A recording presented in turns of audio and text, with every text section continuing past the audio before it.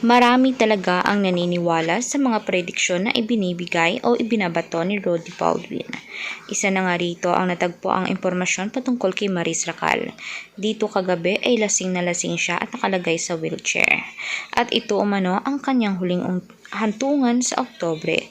Totoo nga ba ito? May mga premonition din siya at mga nakikita sa iilang artista tulad na lamang ni Jacqueline Jose na kamakailan ay pumanaw na nga at siya mismo ay nagkaroon ng vision dito bago pa man pumanaw talaga ang veteranang aktor, ang aktres. Ito namang si Maris Racal ay talagang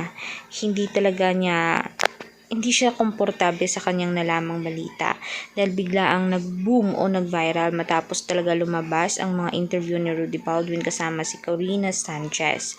At dito na pag-alaman na si Maris Racal ay talagang parang wild and free na klase ng babae na talagang ini-enjoy ang buhay na masaya, single at talagang may pera.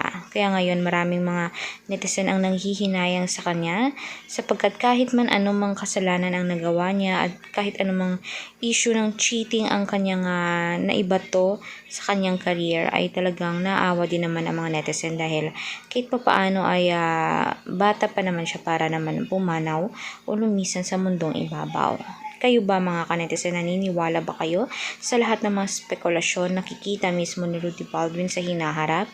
Siya ay nakakita lamang at inaasahan umano niyang maitama sana pero hindi umano talaga. Kaya for more public videos, please do subscribe, like, and share. Maraming salamat mga kanetizen.